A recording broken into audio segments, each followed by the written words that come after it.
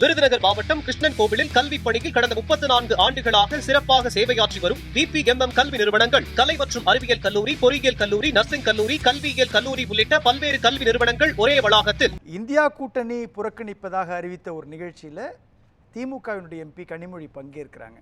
டெல்லி கணக்கில் வேறு ஏதாவது கால்குலேஷன் போடுறாங்களா? நான் முதல்ல இந்த டீ பார்ட்டிங்கிறதுக்கு என்ன கான்செப்ட்னு சொல்லிட்டு அது அப்படியே தொடர்ச்சியாக பதில் சொல்கிறதுக்கு பிரிட்டிஷ்காரன் கண்டுபிடிச்சது. இந்த டீ பார்ட்டிங்கிறது அவன் கண்டுபிடிச்சது எதுக்காகன்னு கேட்டிங்கன்னா, எந்த 2 பேர் எல்லோருக்கும் தெரிய சந்தித்தால் அது கிசுகிசுவாக மாறுமோ, யூகங்களுக்கு இடம் கொடுக்குமோ, சதியோ என்ற கேள்வியை எழுப்புமோ, அவர்கள் மற்றோர் கண்ணுக்கு தெரியாமல் சந்திக்க ஒரு இடம் டீ பார்ட்டி.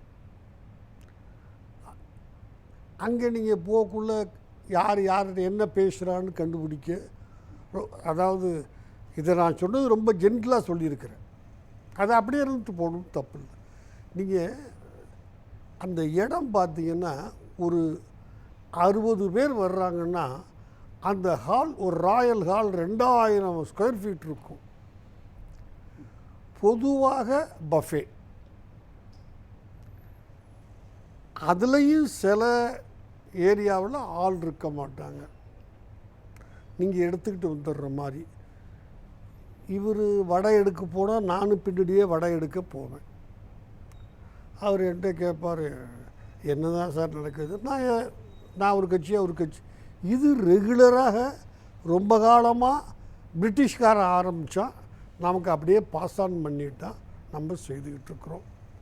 வெவ்வேறு அரசியல் கருத்துக்கள் கொண்டவர்கள் சந்திக்க ஒரு இடம் தேவைப்படுகிறது. அதற்கு ஒரு பெயர் டீ பார்ட்டி. நான் இதை கொஞ்சம் தப்பாக சொல்லணுங்கிறதுலாம் எண்ணம் இல்லை. என்னுடைய அனுபவத்தை வச்சு நான் படித்ததை வைத்து இதை சொல்லுகிறேன். மிக அதிகமாக கொடுத்தது நம்மூர் நரசிம்மராவ் தான். ஏன்னா அவர் ஒரு மைனாரிட்டி கவர்மெண்ட்டு. சில பேர் ஆதரிக்கிறேங்கிறாங்க, தகராறு பண்ணுறாங்க. அவங்களெல்லாம் தட்டி கொடுத்து கூட்டிகிட்டு போக வேண்டி இருந்துச்சு. ஆனால் அவர் சாப்பிட்டது எப்பயுமே ஒரே ஒரு வடை. நரசிம்மராவ் பிரைம் மினிஸ்டர் ஹோஸ்ட் சாப்பிட்டது வடை. இப்படி பிரிட்டிஷ்காரன் பல விஷயங்கள் செய்திருக்கிறான். எனக்குள்ள ஒரு கேள்வி அடிக்கடி எழுவும், என்னடா 10 நிமிஷம் தானே அந்த இடத்துல இருக்க போகிறோம், அது ஏதோ 2 hours இருக்கிற மாதிரியே ரெஸ்ட் ரூம்னு சொல்கிறாங்க. அதை அப்படின்னு நான் சிங்கிள் மீனிங்கில் தான் பேசுகிறேன், சகோதரர் சீக்கிரர். ஏன்னா இப்படி பல ஒரு மல்டி பர்பஸுக்கு அது தேவைப்படலாம்னு யோசிச்சுருக்கான். அதான் அதை ரெஸ்ட் ரூம்னு சொன்னான். நீ போய் உட்காந்துக்கலாங்க அப்படின்னு. அதை மாதிரி தான் இந்த பார்ட்டிங்கிறதும். இதில் திமுகவினுடைய நிலைப்பாடு என்னங்கிறது தான் கேள்வி. அவங்க இதை எதை நோக்கி நகர்றாங்க, எப்படி போகிறாங்க, எப்படி எடுத்துக்க போகிறாங்க, இதை correct. In fact it's a wonderful question. இது வரைக்கும் அவங்களுக்கே தெரியாதுங்கிறது தான் உண்மை. என்ன தெரியாது சார்? சார் என்ன தெரியாதுன்ற அடுத்த மூவ் எக்ஸாக்ட்லி. ஆமாம், வெல் செட். அடுத்த மூவ் என்னங்கிறது தெரியாது. ஏன் தெரியாது? அவங்க காங்கிரஸ் அவங்கள விட்டு விலகிடுச்சு, 2 அமைச்சர்களும் வாங்கிட்டாங்க. அது ஒரு அரசியல் நிலைப்பாடு. ஸோ இப்போ இவ்வளவு நாள் காங்கிரஸ் அவங்க கூட தான் இருந்துச்சு, நல்லது கெட்டதில் ஒன்றா இருந்தாங்க, தனியாக போயிட்டாங்க. எனவே காங்கிரஸ் கூட சேர வாய்ப்பு அவங்களுக்கு இல்லை, அவசியமும் இல்லை. அவங்களுக்கு இப்போ என்ன தேவை? அந்த திமுகவுக்கு இங்கே இருக்கிற தாவேக்காவை ஏதாவது டிஸ்டர்ப் பண்ண முடியுமா? உங்கள் எல்லாருக்கும் தெரியும், காஞ்சிபுரத்தில் ஜெயலலிதா ஒரு பாட்டு பாடினாங்க, ஞாபகம் இருக்கா? என்ன பாட்டு சார்? ஏமாத்தி புட்டிங்களே வாஜ்பாய் ஐயா, ஏமாத்தி புட்டிங்களே. என்னன்னா பெரிய கூட்டம் அதில் பாடுறாங்க. சரி, யாரும் ஞாபகம் இல்லையா? என்ன பாண்டியன்? ஏன்னா ஆட்சியை கலைச்சிடுறேன்னு சொன்னாராம். எந்த ஆட்சியை? திமுக ஆட்சியை கலைச்சிட்றேன்னு ப்ராமிஸ் பண்ணாராம் வாஜ்பாய். நாங்கள் அவங்கள ஆதரித்தோமே. இப்படி நீங்கள் ஏமாற்றி புட்டிங்களே ஐயா வாஜ்பாய். இவருக்கு கேட்டாங்க அத்வானிக்கு, செலக்டிவ் அம்னீஷியா. என்கிட்ட வார்த்தை கொடுத்தாரு ஆட்சியை. இவஸ் டெப்டி பிரைம் மினிஸ்டர். எனவே இவர்கள் எல்லாருக்கும் ஒரு அஜெண்டா. இப்போ திமுகவுக்கு தாவேக்காவை என்ன செய்யலாம், எப்படி பழி கொடுக்கலாம், அடுத்து நாம் அந்த இடத்துக்கு வர வாய்ப்பு இருக்கா, அதுக்கு என்ன பண்ணிட முடியும்? பாஜகவோடு கூட்டணி சேர்ந்தால் ஒருவேளை நீங்கள் சொல்கிற மாதிரி அமைச்சரவையில் இடம் வாங்க முடியும். இன்னொரு விஷயம், அமைச்சரவையில் இடம் வாங்கிட்டு பாஜகவோடு கூட்டணி அமைக்கிற நிலைப்பாட்டை திமுக எடுத்ததுன்னா எத்தனை தேர்தல்களில் பாஜகவுக்கு எதிராக பிரச்சாரம் செய்திருக்கிறாங்க திமுகவினர்? 2019, 2024 நாடாளுமன்ற தேர்தல், 2 நாடாளுமன்ற தேர்தல், 2021, 2026 4 தேர்தல்களை அவங்க நேரடியாக பாஜக எதிர்ப்புன்னு புள்ளியை முன்வைக்க போகுது. கூட்டணின்ற கணக்குக்குள்ளே அவங்க போயிட முடியுமா? தமிழ்நாட்டு மக்கள் எப்படி பார்ப்பாங்க? சரி, எனக்கு தெரிஞ்ச வரைக்கும் தமிழ்நாட்டு மக்கள் ஓட்டு போடுகிற போது இதையெல்லாம் மனசில் வச்சுக்கிற மாதிரி எனக்கு என்னுடைய அனுபவத்தில் தெரியல. அவங்களுக்கு இங்கேருந்து ஓட்டு வாங்குறாங்க, அங்கேருந்து ஓட்டு வாங்குறாங்க. இப்போ இவர் எப்படி ஓட்டு வாங்கினார்? ஓபிஎஸ் எப்படி போய் திமுகவில் நின்று நம்ம அம்மாவை ஜெயிலுக்கு அமிச்ச கட்சி திமுகன்னு ஒரு 1000 இடத்துல பேசியிருக்கார். அந்த கட்சி கூட நின்று அந்த கட்சியில் சேர்ந்துட்டு சும்மா இருந்திருந்தா வேற. ஸ்டாலினை முதலமைச்சர் ஆக்குங்கள், இவர் வாக்கு கேட்டு இவர் என்ன எம்எல்ஏ ஆக்குங்கள் ஆகிறார். அந்த கால்குலேஷன் இல்லைங்க சார். ஓபிஎஸ்ன்றவர் நான் ஒரு திராவிட கட்சியை சேர்ந்தவன் அப்படின்னு தானே சொல்கிறாரு. அவர் சட்டமன்றத்தில் கூட பாக்கெட்டில் எப்படி புகைப்படம் மாறுச்சுன்ற விளக்கம் சொல்லும்பொழுது ரொம்ப தெளிவாக நீட் அண்ட் கிளியராக சொல்லிட்டாருங்க. நான் இதுக்குள்ளே தான் சுற்றி வருவேன், திராவிட கருத்தியலுக்குள்ளே தான் இருப்பேன்னு சொல்கிறாரு. பாஜக அப்படி இல்லைல்ல சார். ஆட்சியில் இருக்கிறோங்கிறது முக்கியமே தவிர பாஜகவை யார் ஆதரிக்கலை? திமுக ஆதரிக்கலையா? அண்ணா திமுக ஆதரிக்கலையா? காங்கிரஸ் தான் இன்னும் ஆதரிக்கலை. அது நாளைக்கு நடந்தால் நான் ஆச்சரியப்பட மாட்டேன். அரசியலில் ஜெயிக்கிறதுங்கிறது மட்டும்தான் அவங்களுக்கு கணக்கு. எனவே பாஜகவுக்கும் நான் அன்னைக்கே சொன்னேன், இங்கேயே சொன்னேன் 2 முறை, அவங்கக்கிட்ட இருக்கிற ஒரே ஒரு ஓட்டு போஜராஜ ஓட்டு. அதை நம்பிக்கையில்லா தீர்மானத்தில் வெளிநடப்பு செய்கிறாங்க ஓட்டு போடாமல். ஆக யாருக்கும் நிரந்தர விரோதி இல்லை. எனக்கு என்ன கிடைக்கும் அப்படிங்கிறது தான். அதை இப்போ ஸ்டடி பண்ணுறாங்க. சரி, டிஎம்கே ஸ்டடி இல்லை, மீடியா ட்ரையலா? மீடியா ட்ரையல் பண்ணுறாங்க. இல்லை சார், அங்கே யார் என்ன பேசுகிறாங்க. இப்போ நான் சொன்னேன் இல்லையா, ஒரு பார்ட்டிங்கிறது பலவிதமான கருத்துக்கள், கிசுகிசுக்கள் வர அங்கேயும் நடக்கும். அவங்க யாரை அமைச்சிருக்கணும்? டிஆர் பாலு அமைச்சிருக்கணும். அவர் தாங்க சீனியரு. கட்சியில் சீனியர் அவர் தான், கட்சியில் போஸ்ட் அவர் சீனியர் அவர் தான். கட்சி ரீதியிலான நிலைப்பாடு வேறு சார். மக்களவையில் இப்போதைக்கு லீட் பண்ணுறது கனிமொழி தானே சார். 2க்கு சேர்த்து டிஆர் பாலு. 2க்கும் சேர்த்து கனிமொழி. Sorry, TR Balu. நாடாளுமன்ற தமிழ்நாடு குழு தலைவர் அவங்க தான் இருக்கிறாங்க திமுகவுடைய. இல்லைங்க, இது நாடாளுமன்ற உறுப்பினர்கள் மட்டுமா கூட்டம்? இந்த கூட்டம் இல்லை இல்லையா? மட்டுமல்ல, அதான் சொல்றேன். போட்டோம் சார். பட்டு டிஆர் பாலு அந்த அம்மாவோட சீனியர். கட்சி சார்ந்த ஒரு விஷயம்னா போகலாம் சார். உண்மை. 2 சபையும் சேர்ந்து இல்லை சார், ரொம்ப யதார்த்தமா என்ன எதிர்பார்த்து மூவ் பண்ணுவாங்கன்றது. இதில் என்ன எதிர்ப்பு?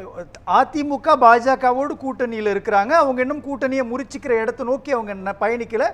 எதிர்மறையான கருத்துக்களை 2 பேரும் பரஸ்பரமாக தெரிவிக்காத பொழுது அதிமுக இருக்கக்கூடிய ஒரு கூட்டணிக்குள்ள திமுக எப்படி போய் அடாப்ட் ஆகுன்ற அதை அதிமுக நம்ம கூட இருக்கிறது தனக்கு பலனளிக்குமாங்கிறத பாஜக முடிவு பண்ணணும்.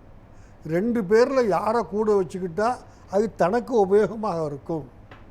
திமுக வச்சுக்கலாமா, பாஜகவை வச்சுக்கலாமாங்கிறது. அதிமுக வச்சுக்கலாமாங்கிறத பாஜக முடிவு பண்ணணும். பாஜகவுக்கும் அது ஸ்டடி பண்ண டைம் தேவைப்படுது. இதில் இன்னொரு குறுக்கு சால் இருக்குது. அது மிக முக்கியமாக நான் கருதுகிறேன். கனிமொழிக்கு பவர்னா என்னங்கிறத அப்படி அமிர்தத்தை தொட்டு நாக்கில் வச்சு காமிச்சிட்டாங்க அந்த அம்மாவுக்கு. யார்? கனிமொழிக்கு. இல்லை, யார் காமிச்சதுன்னு கேட்குறேன். பாஜக.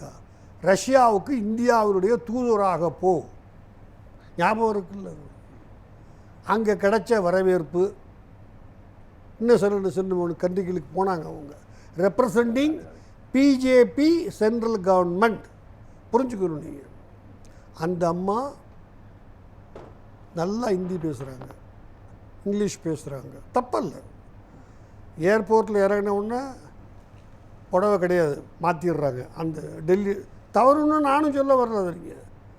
கிட்டத்தட்ட அந்த அம்மா தன்னை ஒரு நார்த் இந்தியன் ஸ்டைலுக்கு அடாப்ட் பண்ணிக்கிட்டாங்க. அதனால தான் அந்த வாய்ப்பை பிஜேபி அவங்களுக்கு கொடுத்து போய் பார்த்துட்டு வா, நாளைக்கு தேவைப்பட்டால் கட்சியை திமுக உடைக்கணும்னா. சார், நீங்கள் சொல்கிற மாதிரி பாஜகவோடு கூட்டணியை திமுக அமைத்ததுன்னா அமைச்சரவையில் இடம் கிடைக்கலாம். நீங்கள் தேர்தல் காலத்தில் யார் வெற்றி பெறுவா தோல்வி அடைவா அப்படின்றத கால்குலேஷன் தேர்தலுக்குள்ளே இல்லைன்னு சொல்லிட்டீங்க. ஓபிஎஸ் உதாரணமாக சொல்கிறீங்கன்னு வச்சுக்கோங்களேன். இதை தாண்டி தாவேகா ஆட்சியை கவிழ்ப்பதற்கான மூமெண்ட்டெல்லாம் அவங்க பண்ணுவாங்கன்றதெல்லாம் சொல்கிறதெல்லாம் மிகைப்படுத்தப்பட்டது இல்லையா சார்? மிகைப்படுத்தப்பட்டதுன்னு நினைக்கிற உரிமை உங்களுக்கு எப்படி இருக்குதோ, அது சரியானதுன்னு நினைக்கிற உரிமை எனக்கு இருக்குது இல்லையா? மக்கள் பார்க்குறாங்க இல்லையா சார்? மக்கள் பார்ப்பாங்கல்ல. தாவேகாவினுடைய ஆட்சி கவிழ்க்கப்பட்டால் அதுக்கான விலையை திமுக கொடுத்து தானே ஆகணும் அரசியல். இதுவரைக்கும் யாரும் எந்த ஆட்சியை கவுத்தோம் இந்தியாவில் அதனுடைய விலையெல்லாம் கொடுத்து அனுபவிக்கல. கர்நாடகாவில் எத்தனை முறை ஆகியிருக்குது? ஒரு முறை 2 முறை ஆகிருக்குது. கர்நாடகா தான் ஈஸியஸ்ட் எக்ஸாம்பிள். எதியூரப்பா, குமாரசாமி. இந்த அம்மா என்ன பார்க்குறாங்கன்னா, அந்த அம்மா ஒரு குறிப்பிட்ட கம்யூனிட்டியை சேர்ந்தவங்க. அதனால தான் அவங்க எனக்கு எம்எல்ஏ சீட்டு வேணும்னு இன்டர்வியூக்கு போனாங்க. இந்த எலெக்ஷனில் நீங்கள் கூட சொன்னீங்க தலைவராக இருக்காங்க, சகோதரர், 2 உண்மை தான், தப்பு இல்லை. ஏன் எம்எல்ஏ சீட்டு கேட்டு இன்டர்வியூக்கு போனாங்க? டிஎம்கேல கொடுக்க மாட்டேன்ட்டாங்க. ஏன் கொடுக்க மாட்டேன்ட்டாங்க சார்? இன்டர்வியூ போனாங்க சார், கொடுக்கல, இன்டர்வியூக்கும் போல. தவறான தகவல். இன்டர்வியூ சபைக்கு தவறான தகவலை தராதீங்க. நீங்க சொல்லுங்க. அவர்கள் 2026 சட்டமன்ற தேர்தலில் திமுக சார்பாக போட்டியிட வாய்ப்பு கேட்கல, விருப்பம் முடிச்ச பிறகு நீங்க சொல்லுங்க.